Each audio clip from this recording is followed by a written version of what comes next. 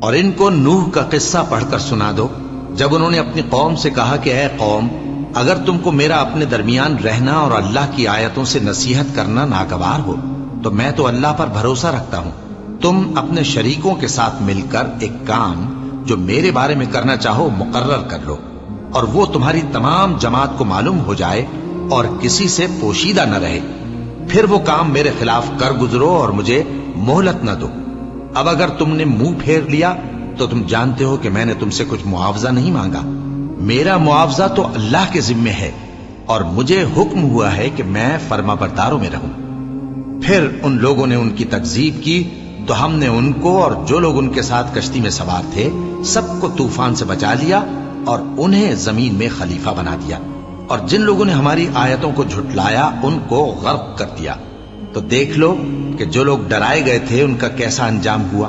پھر نوح کے بعد ہم نے اور پیغمبر اپنی اپنی قوم کی طرف بھیجے تو وہ ان کے پاس کھلی نشانیاں لے کر آئے، مگر وہ لوگ ایسے نہ تھے کہ جس چیز کو پہلے جھٹلا چکے تھے اس پر ایمان لے آتے۔ اسی طرح ہم زیادتی کرنے والوں کے دلوں پر مہر لگا دیتے ہیں۔ پھر ان کے بعد ہم نے موسیٰ اور ہارون کو اپنی نشانیاں دے کر فرعون اور اس کے سرداروں کے پاس بھیجا، تو انہوں نے تکبر کیا اور وہ گناہگار لوگ تھے۔ تو جب ان کے پاس ہمارے ہاں سے حق آیا تو کہنے لگے کہ یہ تو کھلا جادو ہے۔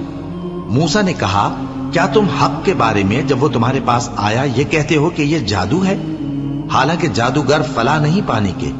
وہ بولے، کیا تم ہمارے پاس اس لیے آئے ہو کہ جس راہ پر ہم اپنے باپ دادا کو پاتے رہے ہیں اس سے ہم کو پھیر دو، اور اس ملک میں تم دونوں ہی کی سرداری ہو جائے، اور ہم تم پر ایمان لانے والے نہیں ہیں؟ اور فرعون نے حکم دیا کہ سب کامل فن جادوگروں کو ہمارے پاس لے آؤ۔ چنانچہ جب جادوگر آئے تو موسیٰ نے ان سے کہا کہ جو تم کو ڈالنا ہو ڈالو۔ پھر جب انہوں نے اپنی رسیوں اور لاٹھیوں کو ڈالا تو موسیٰ نے کہا کہ جو چیزیں تم بنا کر لائے ہو جادو ہے، اللہ اس کو ابھی نیست و نابود کر دے گا۔